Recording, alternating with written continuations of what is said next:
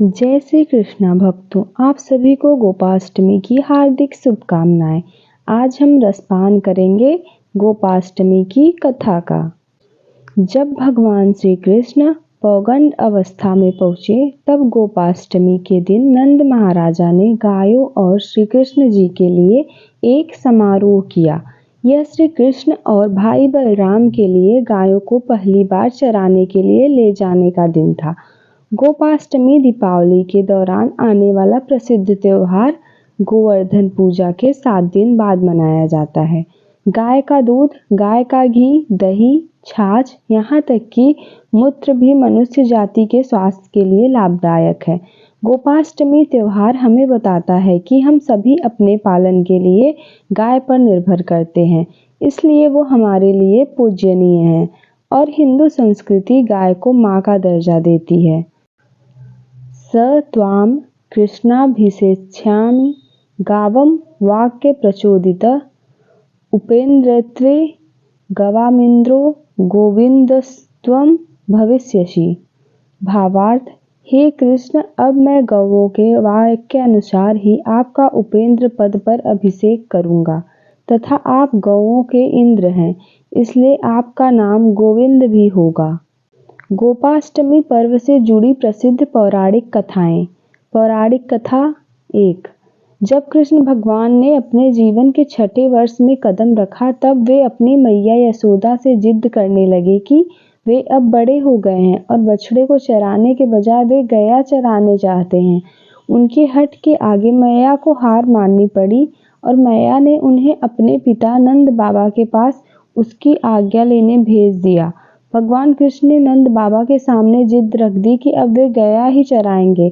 नंद बाबा गया चराने के मुहूर्त के लिए सांडिल्य ऋषि के पास पहुंचे। बड़े अचरज में आकर ऋषि ने कहा कि अभी इसी समय के अलावा कोई शेष मुहूर्त नहीं है। अगले वर्ष तक शायद भगवान की इच्छा के आगे कोई मुहूर्त का क्या था।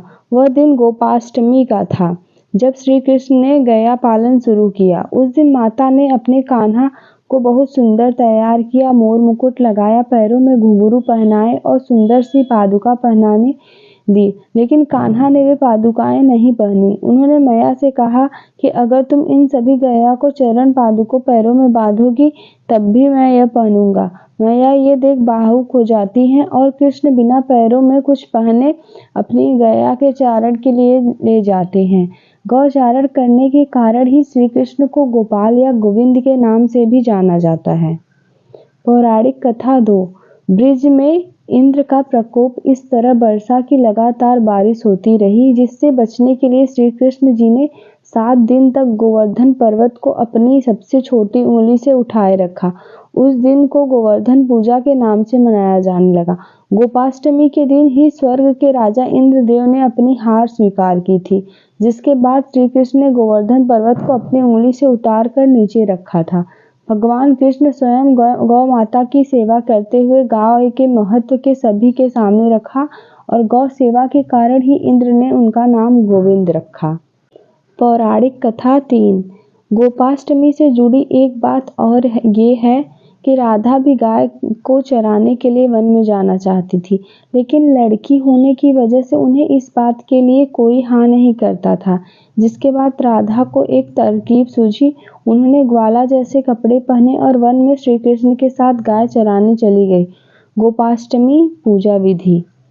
सुबह ही गाय और उसके बछड़े को नहलाकर तैयार किया जाता है, उसका श्रृंगार किया जाता है, पैरों में घुंघरू बांधे जाते हैं और अन्य आभूषण पहनाए जाते हैं। गौ माता के सींगों पर चुनरी का पट्टा बांधा जाता है। सुबह जल्दी उठकर स्नान करके गाय के चरण स्पर्श किए जाते हैं। गाय माता की परिक्रमा भी की जाती है। सुबह गायों की परिक्रमा कर उन्हें चराने बाहर ले जाते हैं। इन दिन ग्वालों को भी ध्यान दिया जाता है। कई लोग इन्हें नए कपड़े देकर तिलक लगाते हैं। शाम को जब गाय घर लौटती हैं, तब फिर उनकी पूजा की जाती है। उन्हें अच्छा भोजन दिया जाता है। खास तौर पर इस दिन गाय को हरा चारा, हरा मटर एवं गुड़ खिलाया जाता है। जिनके घरों में गाय नहीं होती हैं, वे लोग गौशाला जाकर गाय की पूजा करते हैं, उन्हें गंगा जल, फूल चढ़ाते हैं, दिया जलाकर गुड़ खिलाते हैं, गौशाला में खाना और अन्य सामान का दान भी करते हैं। औरतें कृष्ण जी की पूजा करती हैं, गाय को तिलक लगाती हैं। इस दिन भजन किए जाते हैं, कृष्ण पूजा भी की जाती है। तो ये थी गोपाष्टमी की कथा और पूजा विधि। जय श्री कृष्णा।